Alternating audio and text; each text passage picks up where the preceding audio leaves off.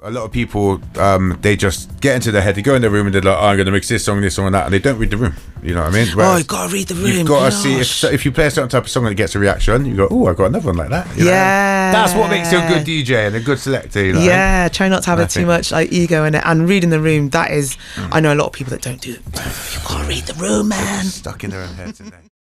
This is the Wordlife show on Ujima Radio. Go to war on my knees tonight. Mad. Right, so the tables have turned. Dun, dun, dun. Oh no. I am gassed to announce that I have the amazing, the incredible Angel Mel on the Wordlife show. Yay! But we need fireworks, explosion, sound effects. But yeah, no, honestly, thank you for having me on your show before. We have just made history. Yeah, so we have. We have totally tag teamed. Yeah. Your turn. People need to take note, I think, and hopefully we've started something awesome. But look, I like to think as the Wordlife YouTube channel as being an encyclopedia of what's going on in Bristol, and it would be criminal not to have this superstar on that encyclopedia explaining and breaking down what you do, because your show's amazing. Yes, so the Spread Love show normally is about supporting women and non-binary queer kind of communities in the music industry. Yeah. But also, aside from that, it's about championing underground music scenes. It's about people doing bits in this city and just using their platforms for good. And that's why I was saying when I was interviewing you, how much respect that I have for you and what you do. There's so much dedication that goes into your show, week in, week out.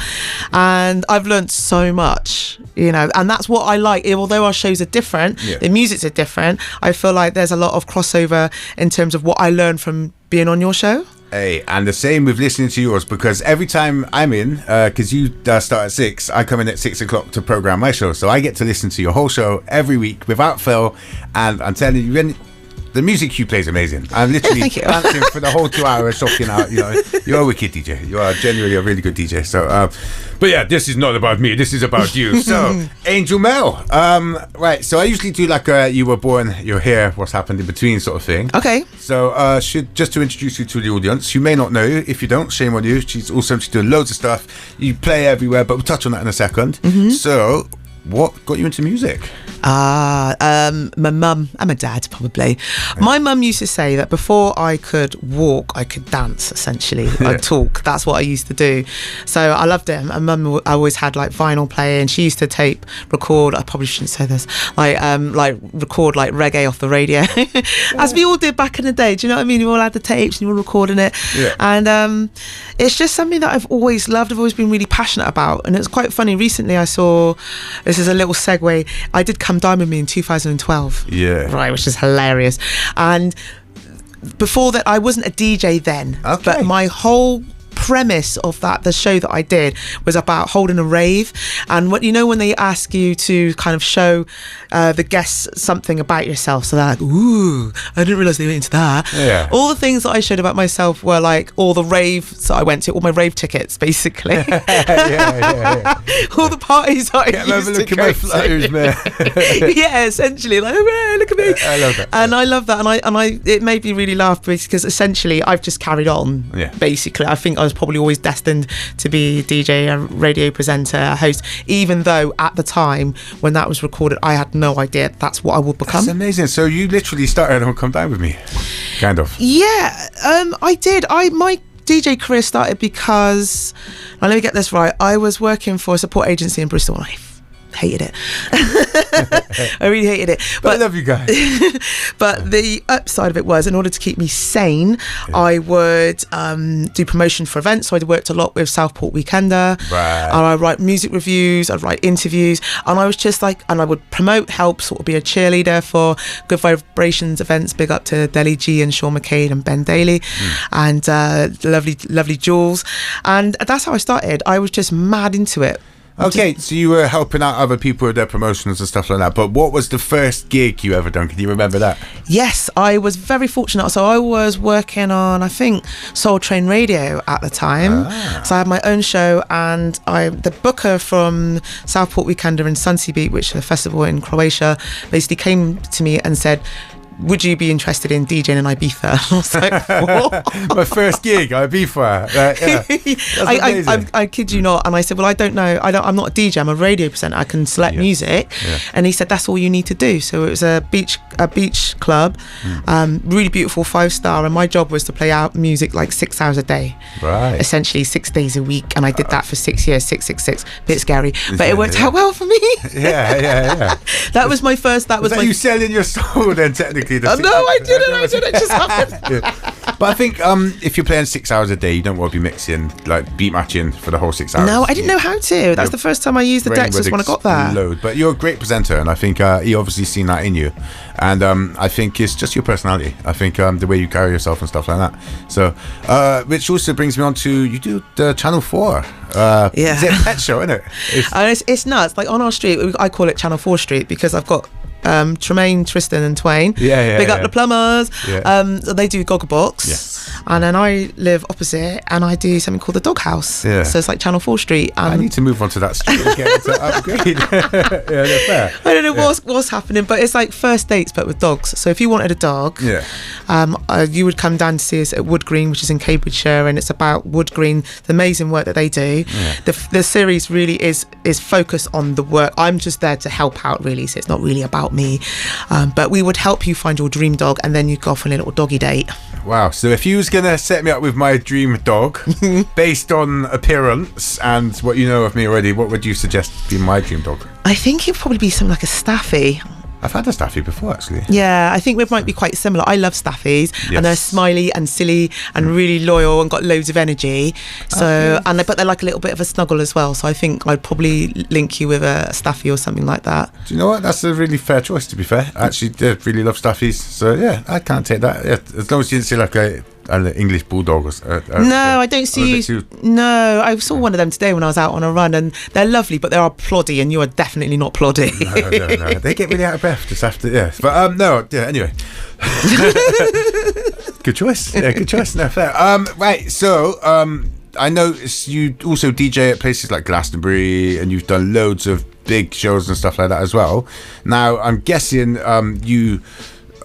in that time you learnt to, just from playing songs and being a selector sort of thing, do you now mix and actually... Yes, that was a whole journey. I had mad imposter syndrome for like years. Oh, really? Because I didn't play like everybody else, and it was like, oh my god, but I was still getting booked, and I was getting booked over people who I knew who could mix the hell out of a set, but that's when I learned there is space for all of it. So there's space for the selectors, and what I learned was that people remember the music and how you made them feel.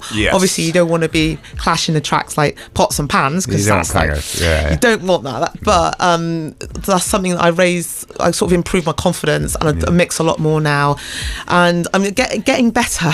Well, if you look at people like, say, David Rodigan and things like that, selectors and stuff, they just literally talk in between the songs and drop another song, you know what I mean? And no one's ever questioned that. That's so like that's my thing. And Norman J and Giles Peterson and people like that. I'm a bit of a purist. Like, I like to play the entire track, and I don't like to do too much to it. I don't like to twiddle with knobs and all that sort of stuff. I believe the way the artist made the music is the way that it should be heard. I think that's fair. I think a lot of DJs now with auto-sync, they just stand up, they've got nothing to do. They haven't got a beat match and they ain't got to pitch it up or nothing. So they're like, let me just filter everything out and change it and mess it up. And and that's fine, because it's like, there's the technical knowledge is amazing, and I just take my hat off to them, but that's not me. So when I perform, I just put out a vibe. I'm just bouncy. And your selection's wicked. I swear down, the amount of times when you've been doing your show and there's someone come, I quickly go to the playlist to figure out what song it is, write it down and stuff like that. I go home and make it into a garage remix or something like that. But no, honestly, I think you're an incredible personality and everything like that. So I can see, even like with some of the best beat matchers, if they're not bringing the same energy and personality and making the crowd feel the same way you do, then why would you get them? It don't make sense, you know what I mean? Get the person who's going to make the crowd feel good. Hype girl, I'm a hype girl. Loads of energy. You know, I grew up on Heartless Crew and stuff like that, and it vibes over everything, you know what I mean? I think that's right. So was there any big musical influences you had that shaped you, that you think? Yeah, again, my mum, I mean, we had loads of reggae playing in the house, loads of Motown, but my mum was really eclectic, so she would listen to like the Smiths and 808 State. Yeah. And so I knew from when I was little, I was into dance music, like I was a proper little raver when I was little. But I think it's quite interesting on my show as well, because it's quite left field music. It's not like quote unquote what you would call necessarily like popular black music. I like the left field sort of sound. I like things like to be different, and I think that black music it shouldn't be pigeonholed as into one thing or another.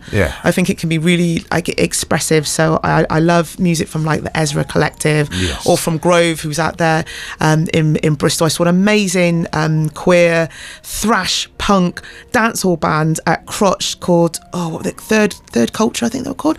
They were insane. There's only 3 of them, but I like to listen to music I haven't heard before. I love drum and bass. Goes through me like a stick of rock. I love garage. I mean, I love all music essentially, most of it. I just vibe. If it's vibing with me, then I will play it. Honestly, there's not like one specific sound that I hear from your music on the show. But is there a certain type of music you play when you're doing your live gigs per se, or is it? They change, because I think the best thing about being a selector is that depending on what the gig is. For example, I did one at the Lanes on Saturday, and that was more funk and then Afro and Latin and that sort of vibe. And then another gig, say for Crotch, would be completely different. Big up my Crotch family, and that was sort of like deep, really thumping like Afro house, and then with electro, really filthy like bouncy cuts in it. So it depends on what the gig is, and I will just tweak and kind of meld my sets to fit whatever set that I'm doing. So I'm very versatile. I think that's like a classic DJ skill. A lot of people they just get into their head, they go in their room and they're like, I'm going to mix this song and that, and they don't read the room. You know what I mean? Whereas you've got to read the room. You've got to see if you play a certain type of song and it gets a reaction, you go, oh, I've got another one like that. You know? That's what makes you a good DJ and a good selector. You know? Try not to have too much like ego in it, and reading the room. That is, I know a lot of people that don't do it. You've got to read the room, man. They're stuck in their own heads, aren't they? But and I think it's very true what you say about black music. I mean, I grew up. That's something I really like was, remember Skin from Skunk and Nancy and stuff like that. Super different alternative stuff. Whereas so many say of my black friends feel that they've got to do rap or drill or certain things, but the reality is then they'll be singing songs when the mic's not on, you know what I mean? And it's like, why did you just do something like that? It's funny because I love my rap and hip hop. Like I grew up on that. I love the Far Side, and the Far Side and the Roots, and quite like the kind of the Daisy sort of the hippie type stuff, jazz, Liberators and all that sort of thing. Like I love hip hop, always have done, always will do, but it's always been the slightly, I guess, just a bit more jazzy, a bit more like left field, I suppose. I don't like to be pigeonholed. I think that's the main thing. I think that's a dope quality. It's really good quality. Now, is there any shows or anything that you want us to know about that you've got coming up? Because I know you're constantly doing stuff, aren't you? So right now, the next big thing, which people can't come to, but I just really want to plug because it's amazing. I'm going to be, because you're a host, I'm a host, so I'm going to be hosting the Glastonbury Festival Emerging Talents Competition. Come on. Which is just like insane, and I did it last year, and you just get to see all these amazing emerging like bands and talents. That sounds awesome. It's just, and it's great, and you get all the people from Glastonbury, you get all the organisers and stuff, and Emily and Michael are there and stuff. It's just a wonderful thing to be involved with. Have they already picked the acts for that? next year. Amazing. So the finalists, there's 8 finalists. Okay, it's already at that stage. So we'll start the finalist point then. So this is the finals. That's what I'm going to be hosting, and then after that, so I do events here. I'm going to be doing some stuff in Liverpool on May the 5th. But so I'm just doing all sorts of bits and pieces. But that's the main one. I can't think of what other DJ gigs I've got. I've got some other stuff. I see loads on your Facebook and stuff like that. You constantly there's loads. Basically, add her on Facebook and add. Sorry, not her, the cat's mother. That's what my mum used to say. Add Angel Mel, the awesome Angel Mel on Facebook and Instagram. And is there any other things that you use? Linktree, be an Angel Mel Selector. Yes, Yeah. on Linktree. Yeah. That will detail all of your upcoming gigs and all things like that and everything. Everything, yeah. I'm busy. I'm sure there's more, but I can't think of the next gig that I've got in Bristol. That's what it's like when you're on that side of the mic, and it's different. Oh my God, what's this Honestly, it feels so different. As soon as I come back over this, I was like, I have the power again. It's so weird. I was like, hey, Jamel.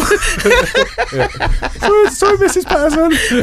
That's brilliant. No, honestly, thank you for coming on the show. Oh, I'm so grateful that we did this. It's like I said, this is an amazing tag team, and got mad respect for you. And you Likewise, honestly, ridiculous amounts of respect for you. And honestly, I think you deserve every ounce of success in everything you've had and what you've got coming. I think you're an awesome person. Ujima, Bristol, everyone, we're lucky to have you. So thank you. Oh, thank you. No, I mean that from the bottom of my heart, honestly. I ain't gonna say stuff, and I mean it. I think you're incredible, so big up you for all of the work you do. Before we go on to the next scheduled part of the show, was there anything I missed off or anything you want to say, or any big ups or anything? Oh, big ups to Justine and to Kate, my lovely Now You See Me sisterins there, and to Eavesdrop as well. I'm going to be creating a new project actually for that's supporting women and underrepresented DJs, emerging DJs and established DJs over the age of 40. We're going to be combating ageism within the music industry. Amazing. Yeah, on a mission. No, honestly, you only get better at DJing as you go on. That's what I like. What you said earlier, it's like, just everything is, I love that. I get why it's targeted to the young, but I just feel like we also have something to offer as we get older. Imagine doing something for 30 years and then being told you're too old to do it. That sucks. It's just like, no, thank you. I've only just got good. Exactly. Yeah. Don't hang me out. So that's it. Just follow me, Angel Mel Select, and you'll be able to figure out everything I'm doing. Make sure you do. But honestly, thank you for coming through. You absolute star. It's been an absolute pleasure, and big up. And thank you again for having me on your show. Amazing. My pleasure. Right, I'll let you get to it. I'm knackered. I went for a 14.5-mile run today, and I am tired. That's insane. That is insane. I don't know how you've managed to do that, and your show, and come on here as well. I don't know. I'm delirious right now. Fall asleep getting home. Right. Well, I hope you get home safely and have a lovely evening. But thank you for coming on. And that's us. We're going to get into some music.